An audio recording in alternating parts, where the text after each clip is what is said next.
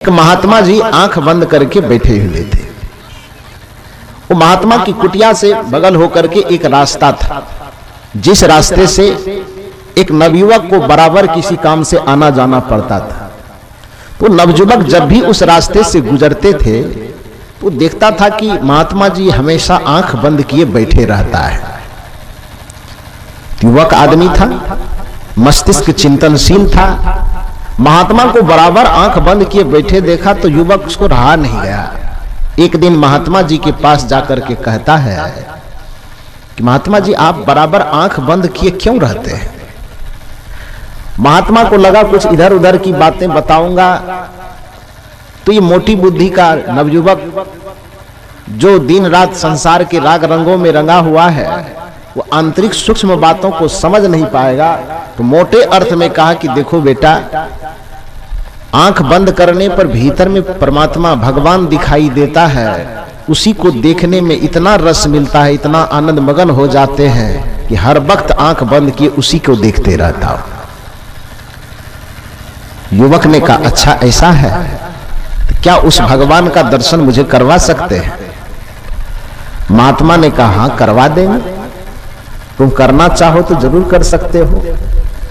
युवक ने कहा कि तब तो करवाइए जल्दी से। युवक थोड़ा दबंग प्रकृति का था।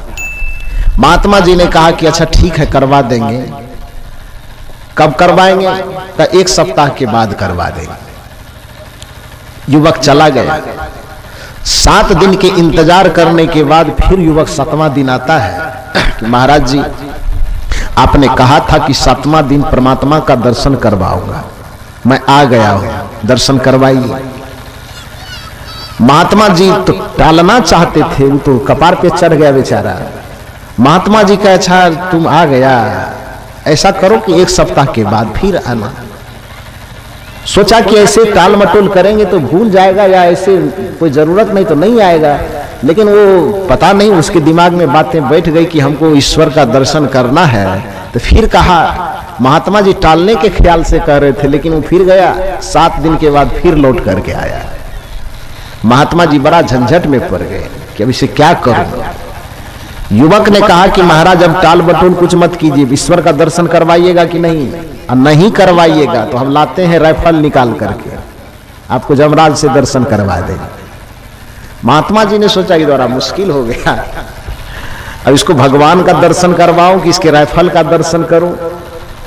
महात्मा जी ने कहा कोई बात नहीं, जा बेटा तुमको कल मैं भगवान से दर्शन करवाऊंगा, लेकिन शर्त यह है कि भगवान का दर्शन करवाने से पहले तुम्हें कुछ भोजन करवाना होगा। भोजन तुम्हारे घर पे ही करेंगे। युवक ने पूछा क्या भोजन करें? उसको बड़ा सस्ता सौदा लगा कि जिस परमात्मा के दर्शन के लिए रामचरितमानस कहती है जन्म जन्म मुनि जतन कराहे अंतराम मुख आवत नाही, कि जन्म जन्म तक मुनि जब यत्न करता है, उस यत्न करने के बाद उस परमात्मा का साक्षात्कार, उस परमात्मा सत्ता का अनुभव करने में वो विफल रहता है। भगवान बुद्ध से एक बार किसी ने पूछा था कि भगवान आप ऐसी कौन सी तपस्या किए, किस तप के परिणाम में आप 40 दिन के तपस्या से ही आप परमात्मा को पा गए? तो भगवान बुद्ध बैठे बैठे मुस्कुराए। उसने कहा कि तुम्हें लगता है कि मैं 40 दिन के ध्यान में 40 दिन के तप में बैठ के उसे पा गया हूं? नहीं जी, तुम्हें बाहर से दिखाई देता है कि ये 40 दिन के तप से ही मैं पाया हूं, लेकिन इस जगह तक पहुंचने में मुझे 500 जन्म लग गए हैं। 500 जन्म के बाद मैं यहां तक पहुंचा हूं और तुमको मात्र 40 दिन दिखाई देता है। ऋषि कहते हैं जन्म जन्म मुनि जतन कराही अंतराम मुख आवत नाही। जन्म जन्म तक यत्न करने के बाद जिस परमात्मा का दर्शन सुलभ हो पाता है, गीता की भाषा में कहें तो अनेक जन्म संसिद्धस्तो याति परांगति, कि परम गति को पाने में, परम लक्ष्य को पाने में अनेक जन्मों की तपस्या लग जाती है। युवक ने सोचा कि जिस ईश्वर अनुभूति का इतना लंबा चौड़ा व्याख्यान खींचा गया है शास्त्रों में, इतना कठिन बताया गया है, महात्मा जी कह रहे हैं कि एक ही दिन के भोजन करने में उसका दर्शन करवा देंगे, सौदा तो बड़ा सस्ता है। बोला ठीक है करवाएंगे। क्या भोजन कीजिएगा महाराज? तो महात्मा जी ने कहा देखो हम लोग नमक तेल मसाला हम खाते हैं, कोई लहसुन प्याज इत्यादि नहीं खाते हैं, तो भोजन बनाने में झंझट होगा।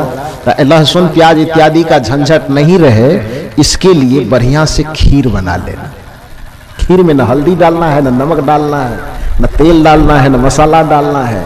तो खीर बना लेना, वही खा करके भगवान का दर्शन करवा देंगे। गया युवक बड़ी खुशी से सवेरे सवेरे स्नान किया, दूध कहीं से लाया, चावल, उसमें जो भी चीज लगता है बढ़िया से पवित्र भाव से लाया, अपने से चूल्हा फूंक फूंक करके खीर बनाया। और उसके बाद महात्मा जी के आने का जब समय हुआ, उससे पहले गंगा जल से लिपाई पुताई करके कुछ धूप बत्ती जला करके महात्मा जी का आसन लगाया, इंतजार करने बैठ गया। जब महात्मा जी उधर से आए, कमंडल डोलाते डोलाते, युवक देखा तो बड़ा खुश हो गया।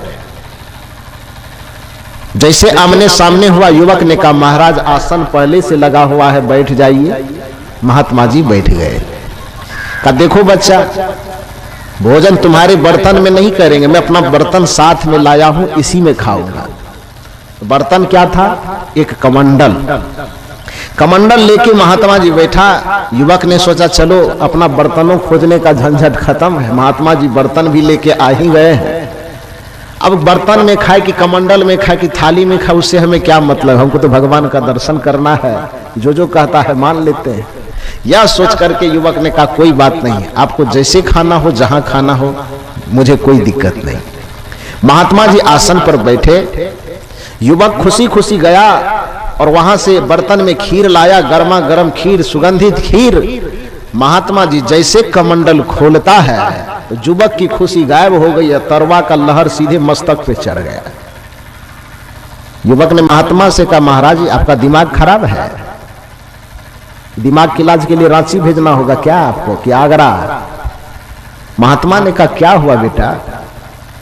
का बताइए, इतनी मेहनत से, इतनी सादगी से, जीवन में कभी हम इतना सादगी का पालन नहीं किए थे, इतनी सरलता का पालन नहीं किए थे। अपना खाना खाने के लिए 72 नखरा हम करते थे मां से बाप से, और आपके भोजन बनाने के लिए अपने से दूध खोज के लाया, चावल खोज के लाया, चीनी लाया, और जो सामग्री लगती है वो लाया। जीवन में कभी चूल्हा होता कैसे है वो देखा नहीं था, लेकिन आज ईश्वर दर्शन की लालसा में अपने से चूल्हा फूंक फूंक करके और अपने से खीर बनाए हैं। इतना मेहनत करके, इतनी सादगी और पवित्रता से गंगा जल से लिपाई करके आसन लगा करके आपको बिठाए हैं, और इतनी पवित्र व्यवस्था करने के बाद जो आप खाने के लिए कमंडल लाए हैं, और कमंडल में पहले से आधा कमंडल गोबर भर करके लाए। महात्मा गोबर भर के ले गया था। कमंडल में जो गोबर पहले से भरा हुआ है, इतना मेहनत, इतनी सादगी, इतनी पवित्रता से कोई खीर बनाए हैं, बताइए आपका दिमाग खराब है, गोबर में खीर कैसे डालेंगे? युवक के इस ताना से महात्मा नाराज नहीं हुआ, बल्कि महात्मा थोड़ा खुश हुआ, उसने बच्चे के पीठ को, युवक के पीठ को ठोका। महात्मा ने कहा कि मैं सोचा कि तू तो पूरे पागल है, लेकिन तू आधा ठीक है, आधा पागल है। कदाचित तुम इसमें खीर डाल देता तो मैं बहुत ज्यादा हैरान होता, लेकिन मैं खुश हूं कि तू पूरा बेवकूफ नहीं है। मैं इस बात से खुश हूं कि तू पूरा नासमझ नहीं है, नादान नहीं है। मैं इस बात से खुश हूं कि तू पूरा पागलपन की स्थिति में भी पहुंचा नहीं है, तू थोड़ा ठीक ठाक है। युवक ने कहा मतलब? महात्मा ने कहा मतलब यही कि तुमको अभी कम से कम इतनी समझदारी है कि जितनी पवित्रता सादगी से इस पवित्र खीर को बनाया गया है, तो इस पवित्र खीर को गोबर में नहीं डाला जा सकता। ये बुद्धि तुम्हारे पास है, इस बुद्धि से हम बहुत ज्यादा खुश हैं। लेकिन बेटा इसी बुद्धि को थोड़ा और ऊंचे ले जा करके सोचो तो बताओ कि जिस खीर को बनाने में 1 घंटे का समय लगा है, जिस खीर को बनाने में 50-100 रुपए का खर्चा आया है, जिस खीर को बनाने में तुम्हें 10 मिनट परिश्रम करके पसीना चुमाना पड़ा है, जब ऐसे खीर को गोबर से भरे कमंडल में नहीं डाला जा सकता, तो जिस परमात्मा को पाने में जन्म जन्म की साधना लग जाती है, उस परमात्मा और ईश्वर को तुम्हारे गोबर से भरे हृदय में कैसे डाला जा सकता है? तू ही बताओ, कैसे डाल दे? तुमने आंगन नहीं बुहारा, कैसे आएंगे भगवान? हृदय के आंगन में तू गोबर भर के रखा है, तुम्हारे हृदय में भी गोबर भरा। गोबर मन विषय, विकार, गंदगी, बुराई। तुम्हारे माथे में भी बुराई भरी हुई है, हृदय में भी बुराई भरी, हर कोने कलमस कसाई की लगी हुई है ढेरी। पंक्ति को सुधार लेना बेटा, गलत लिखा है। हर कोने कलमस कसाई की लगी हुई है ढेरी, कहीं ज्ञान की किरण नहीं है, हर कोठरी अंधेरी। आपके आंगन के जिस कोने में देखा जाता है तो कलमस, कलमस मैंने गंदगी होता है, हर कोने में कलमस की ढेरी लगी, आंख में भी गंदगी भरा पड़ा है, जिधर देखते हो उधर गंदा ही गंदा देखने का मन करता है। कान में गंदगी भरी पड़ी, दूसरे की निंदा सुन सुन सुन सुन करके दिन रात कान को गंदा करते रहते हो, दूसरे को गाली दे करके जुबान गंदी करते रहते हो, पान बीड़ी सिगरेट खा खा करके एकदम जुबान को गंदा किए रहते हो। आप एक बात बताइए, कोई भी व्यक्ति यदि पागल नहीं हो तो कोई व्यक्ति पान खा करके मंदिर में घुस सकता है? सनातन धर्म में जो भी व्यक्ति विश्वास रखते हैं, यदि पागल हो गया हो, उसका दिमाग खराब हो गया, तो उसकी बात मैं नहीं कर रहा हूं। यदि थोड़ा था भी उसका मन मस्तिष्क ठीक ठाक है, धर्म कर्म को थोड़ा बहुत भी समझता है, तो वह आदमी पान, शिखर, गुटखा, सिगरेट पी के, दारू पी के मंदिर में घुस सकता है? आप लोग बताओ माताजी, घुस सकता है? घुस सकता है? नहीं घुस सकता है। क्यों नहीं घुसेगा? क्योंकि वो जानता है कि वो मंदिर जो है वो परमात्मा का घर है। वो परमात्मा का घर परमात्मा ने नहीं बनाया है, ईश्वर के उस घर को ईश्वर ने नहीं बनाया है। ईश्वर के उस घर को किसने बनाया है, ये समझाइए आप लोग। चाहे किसी का भी मंदिर हो, उस मंदिर को किसने बनाया है? ईश्वर के उस मकान को, साइड में बैठ जाइए, ईश्वर के उस मकान को किसने बनाया है? हमने, आपने, या हमारे जैसे किसी आदमी ने बनाया? आज बनाया हो कि 100 बरस पहले बनाया हो कि 1000 बरस पहले बनाया हो, जिसने भी बनाया होगा ये तय है कि आदमी ने ही बनाया होगा। बनाया होगा ना? तो आदमी के बनाए गए मंदिर में हम पान, सिगरेट, बीड़ी, दारू, गांजा का सेवन करके प्रवेश नहीं करते हैं। इस 3.5 हाथ के मंदिर को कौन बनाया है? कौन बनाया है?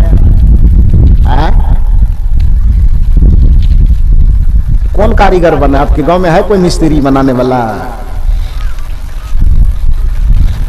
चाहे जिस भी देवता का मंदिर हो, उस मंदिर को आज बनाए हैं कि 100 बरस पहले बनाए, तय है कि हमारे जैसे ही कोई कारीगर, हमारे जैसा ही कोई आदमी बनाया है।